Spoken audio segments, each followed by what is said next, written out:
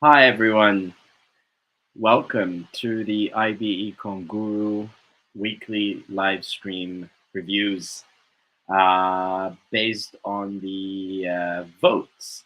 Most of you voted for macroeconomics, the macroeconomic objectives of economic growth and sustainable level of government debt. So let's get started, but first let's play the intro.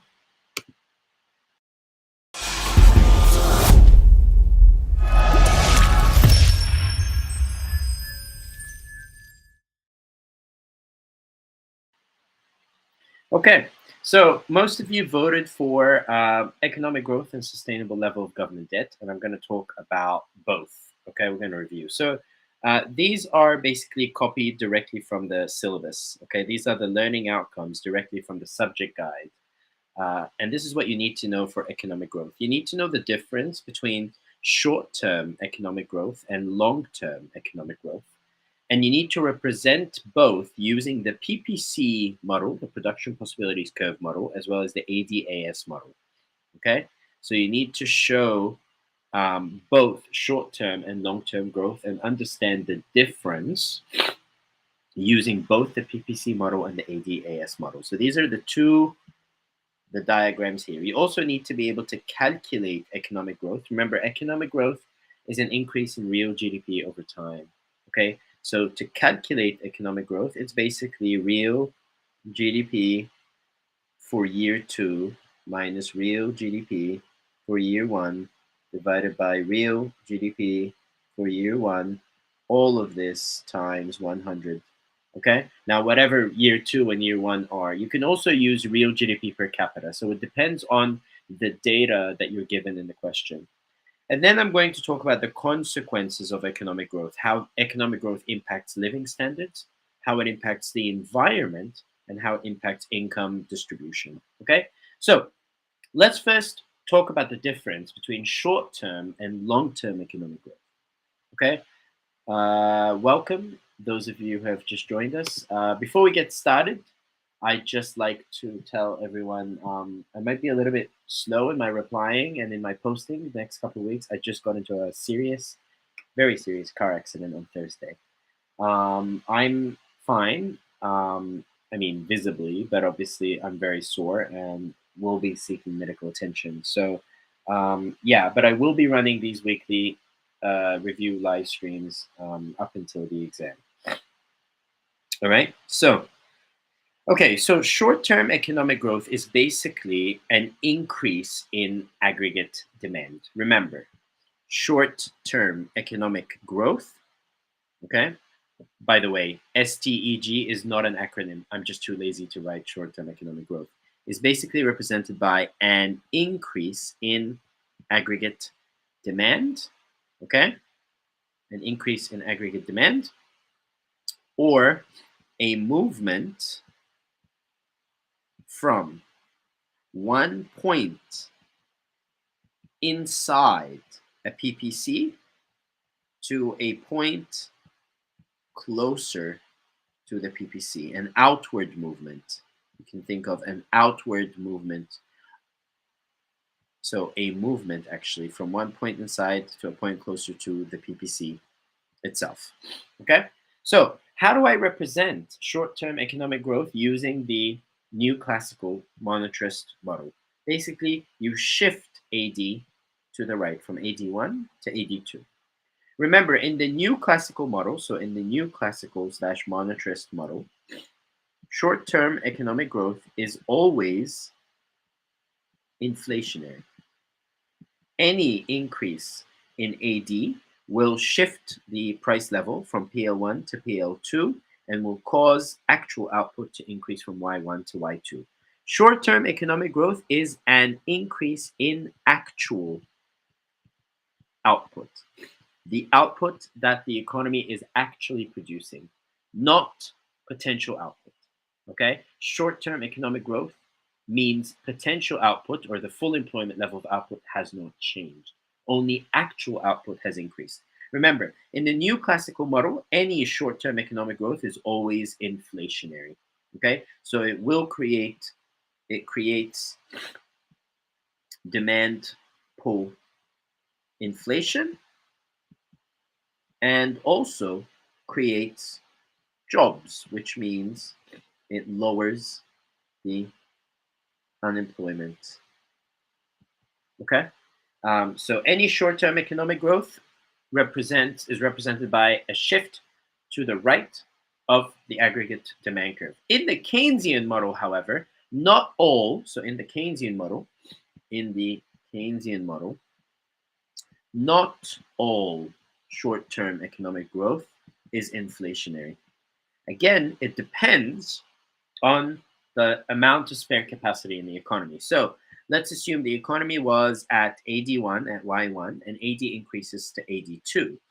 This is short-term economic growth, right? But it's not inflationary. Why? Because there's lots of spare capacity. So as long as the economy is on the horizontal portion of the Keynesian curve, there's a lot of spare capacity. Okay, so if lots of spare capacity in the economy, like very high unemployment, short-term economic growth will not cause inflation, according to the Keynesian economists. Okay, only when the economy is close to full employment or at full employment, these are the portions of the Keynesian aggregate supply curve where any further increases in aggregate demand will be inflationary. Okay, so short-term economic growth in the Keynesian model is not always inflationary, but short-term economic growth in the new classical model is always inflationary. So remember, new classical economists, oh, hi. No, it's okay. Congratulations on your graduation, and I'm glad my videos, you got a 7 because of my videos. That's great. I really appreciate the feedback. Thank you very much. Thank you very much. And good luck. You're probably at college or university now, so good luck. All right, so remember, according to the new classical model, short-term economic growth will always be inflationary, right? It creates demand pull inflation. But according to the Keynesian model, short-term economic growth will only be inflationary if the economy is close to or at full employment. Okay, this is the portion of the Keynesian aggregate supply curve where any further increases in aggregate demand will be inflationary. Okay, so that's short-term economic growth using the Keynesian model. Well, what about the PPC before I move on to long-term economic growth? Okay, short-term economic growth using the PPC is a growth in an increase in actual output caused by reductions in unemployment and inefficiency.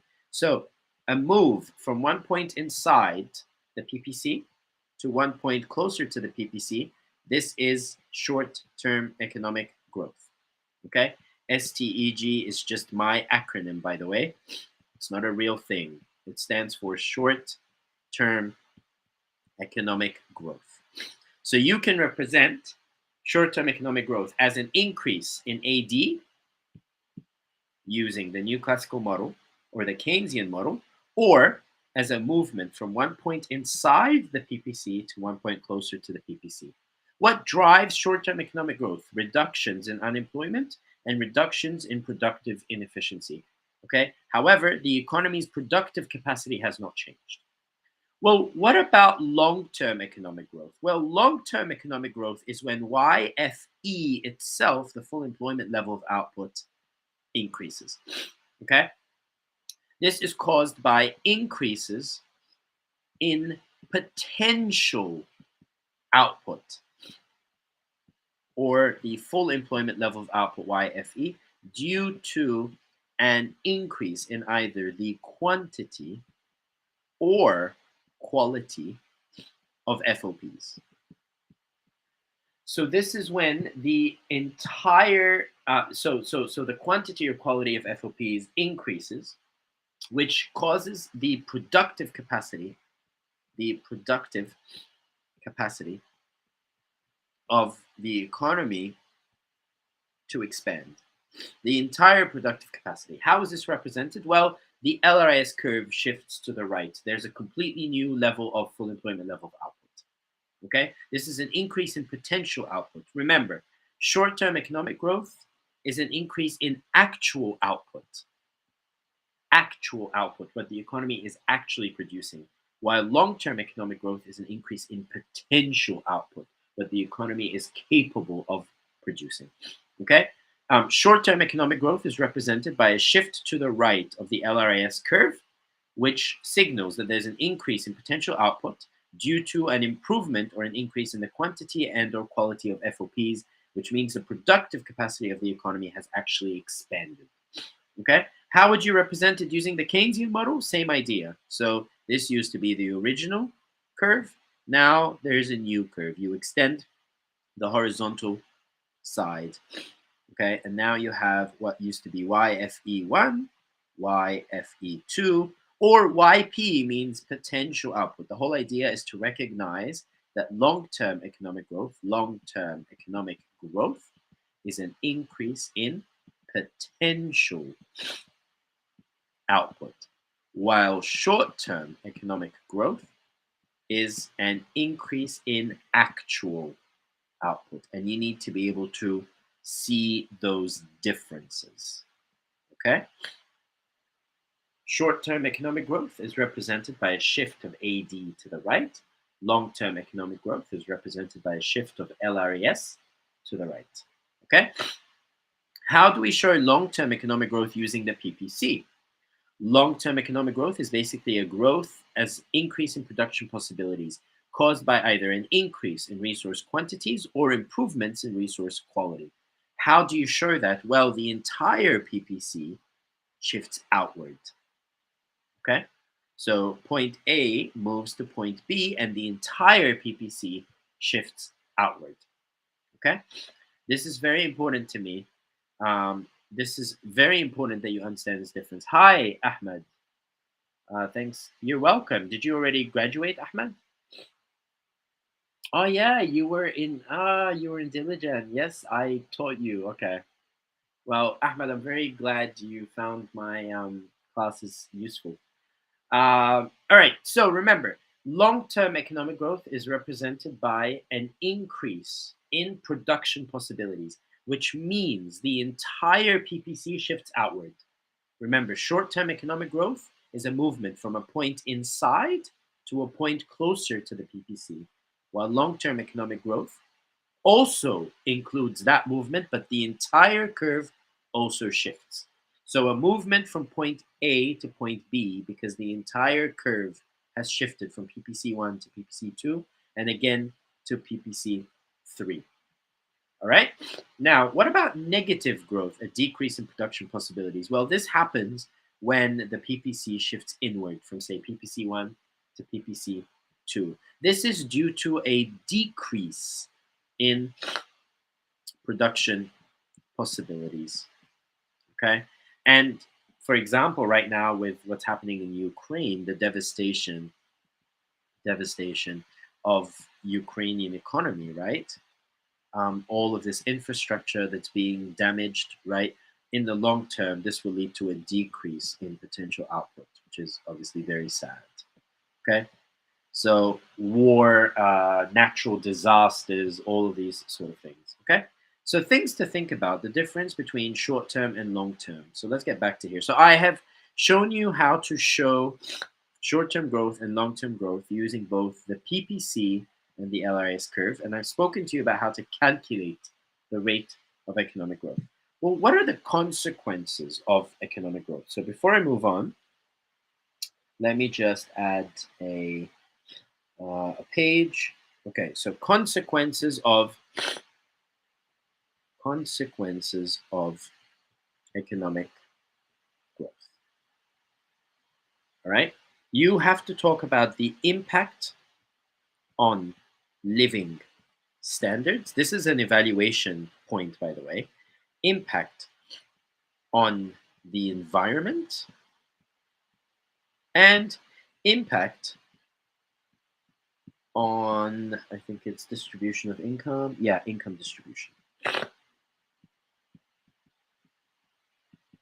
All right, so let's talk about this. So first of all, the impact on living standards. Number one, economic growth, whether it's short term, so economic growth may, remember, use suggestive language, may lead to an increase in living standards, but because the economy is doing well, people are buying more goods and services, people are consuming more. But it can also lead to a deterioration in quality of life. Okay, so distinguishing between living standards. So standard of living is basically how much people consume, right? This is consumption.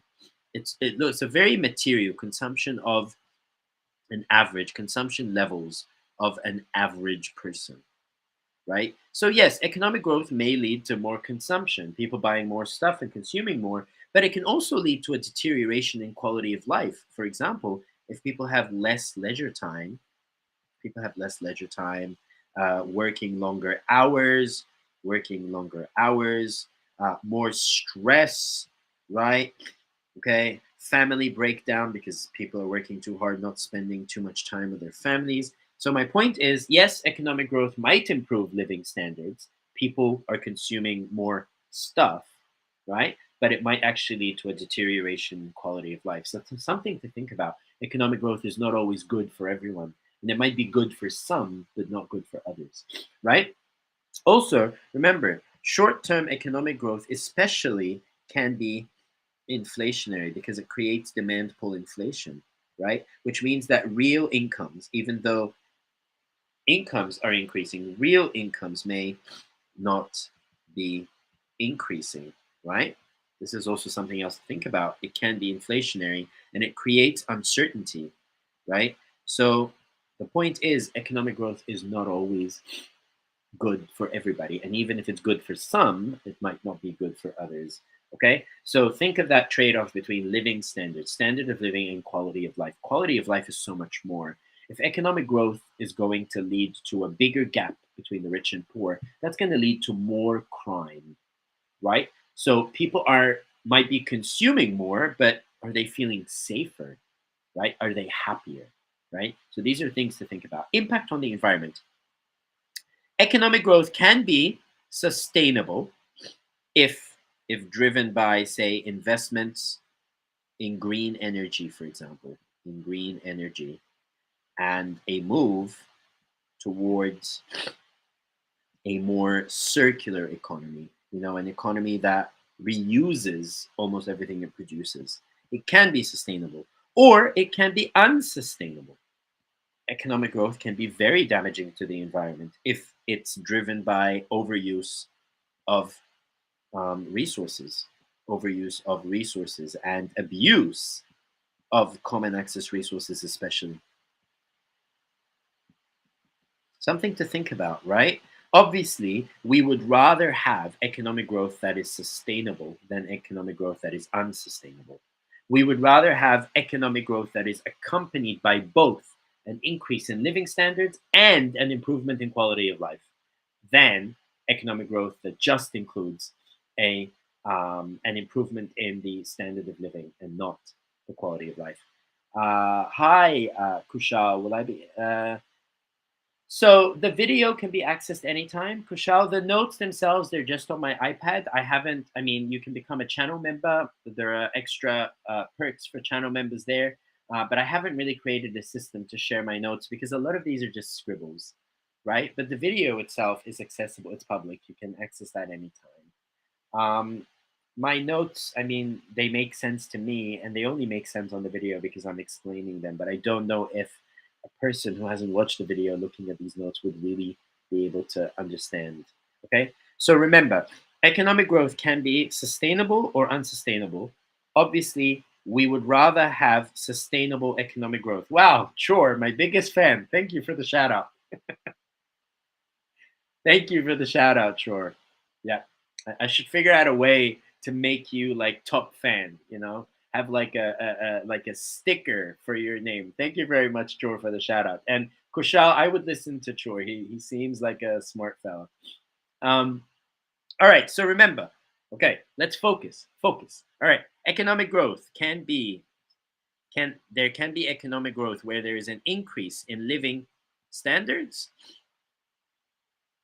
plus an improvement in quality of life. This type of economic growth is better, okay? But there could be economic growth where there's an increase in living standards plus a deterioration in the quality of life. This is the type of economic growth we don't want. So we want economic growth where there's an improvement in living standards and an improvement in quality of life. We want economic growth that is sustainable, that doesn't damage the environment, but economic growth that relies on overuse of scarce resources, abuse of common access resources, creating lots of pollution. That's economic growth that we don't want. The government should foster policies that create more sustainable economic growth rather than unsustainable. All right, impact on income distribution.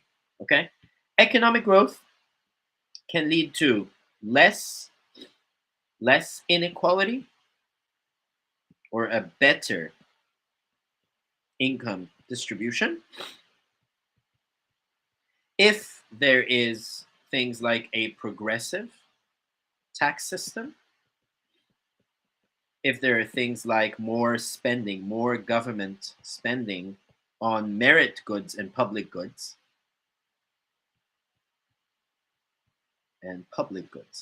right? So if economic growth allows for more spending on education and healthcare and there's a progressive tax system, this economic growth will lead to a better income distribution. That's the kind of economic growth we want. Okay? But economic growth can also lead to more inequality, right? If there is, if basically it is economic growth where the benefits are only reaped by the elite or the rich, right? Okay, so obviously, remember, when you evaluate economic growth is not always good. And when it is good for some, it can sometimes be bad for others. And this is where you need to evaluate. You need to have an argument and counter argument framework. Okay, now what's the kind of economic growth we want that's good for most people or good for everyone? It's economic growth that has an increase in living standards plus an improvement in quality of life. It's economic growth that is sustainable, that doesn't damage the environment, and economic growth that leads to a better income distribution. Ideally, if these three criteria are met, then this is good economic growth. That's the economic growth we want. Okay? But economic growth where you see an improvement in living standards accompanied by a deterioration in quality of life, economic growth that is unsustainable, and economic growth that basically leads to more inequality, the rich getting richer while the poor struggling to make ends meet. That's the economic growth that we don't want. And a lot of it depends on government policies. A lot of it depends on what kind of policies does the government have to protect the environment, to protect workers, to protect the poor and the vulnerable, right? To create that safety net. Okay, so I'm done with economic growth. Now, if you are HL, so I'm done with economic growth. If you are HL, you don't need to be here for the next part, which is sustainable level of government debt. Sorry, if you are not HL, if you are SL, you don't need to be here. If you are HL, you're welcome to stay because this is HL only. This is the fourth and last government macroeconomic objective. There are no diagrams or calculations for this one, but this one is to have a sustainable level of government debt. Okay, so how do we measure government debt? It's basically a percentage of GDP. So government debt measurement, or is basically the government debt. This is the measurement divided by GDP times 100, right? So countries try to measure government debt as a percentage of the GDP. Now, what is the relationship between having a budget deficit and government debt? Well, basically, remember, governments collect revenue through taxes and also other sources, but mainly taxes, and they spend that revenue. Okay, government spending. So if government revenue is greater than government spending, there will be what we call a budget surplus. But if government revenue is less than government surplus, there will be a budget deficit. And when there is a budget deficit, the government has to borrow, government borrowing, okay, to finance that deficit. So any budget deficit leads to an increase in government or national debt. And any budget surplus pays off previous debt. So any budget surplus will lead to a decrease in national debt. So remember that the government national debt, the national debt is an accumulation of previous budget deficits. Okay? So every budget deficit means that the government has to borrow to finance that budget deficit, which means that the amount of government debt will increase. Okay? So what are the costs of having a really high government debt? What are the problems of having really high government debt? Well, first of all, government debt has debt servicing costs. The government has to pay interest as well as the amount. Okay, this has a huge the amount that it owes. This has a huge opportunity cost because this is money that could be spent on healthcare or education or infrastructure, right? So every amount of money of government revenue used to pay back debt and interest comes with a really high opportunity cost. Okay. Also, it could affect the country's credit rating. If a country's national debt is too high, this could affect how trustworthy it is for lenders. Some lenders might decide to lower that country's credit rating, okay, and decide not to lend any more money to that country. Like, think of Greece back in 2012, 2013. The Greek economy was this close to declaring bankruptcy because it had borrowed too much money because the government is too, the government spends a lot of money, much more than its tax revenue, right? So something you have to think about, the credit rating or the credit score of the government or the country could be impacted. It could also impact future taxation and government spending. Remember, anytime the level of government debt increases, this might in the future lead to higher taxes. So ultimately what you're doing is you are paying for more government spending now, but you're stealing money from future generations because the future generations, you'll have to raise taxes at some point to pay back that national debt. And future generations will have less government spending. So the point is you're borrowing more as a government. So government borrowing more now, but may have to raise taxes and cut spending in future, right? So ultimately, who suffers? Future generations. It's unsustainable, right? And that's why we're looking for how do we have sustainable level of debt, level of government debt where it is not affecting the country's credit rating. The debt servicing costs do not involve a very high opportunity cost, and it's not stealing money from future generations who will have to pay higher taxes and have less government expenditure. So something to think about, okay? This is the fourth and last macroeconomic objective. This one is HL only, by the way. There are no diagrams and there is no actual calculation formula. You'll never really be asked to calculate that. It's not in the syllabus. So yeah, so today I reviewed sustainable level of government debt and I reviewed economic growth. I also reviewed in the previous video low unemployment and low and stable inflation rate. So I have reviewed all four of the government macroeconomic objectives. In the video description below, you will find a link to the playlist where all of my previous review live streams are. So there should be 8 because this is number 8. There should be 8 after today's. You can find all of these. Obviously, please feel free to become a channel member. In the video description below, you'll find links to support the channel, subscribe to the channel, like, share, comment on my videos. Many of you are not liking as many videos as you claim you are. Liking the video is good for the algorithm. So it's actually doing me a favor because the algorithm recommends my video more when you like a video, when you share a video, leave a comment, I'll always reply. And yeah, and I'll see you, I guess, next Saturday around the same time. And keep your eye out on the communities tab, the community tab, so you can vote for next week's review session. Good luck to you all who are having your mock exams, and those of you who have had your mock exams, I hope you got a grade that you're happy with.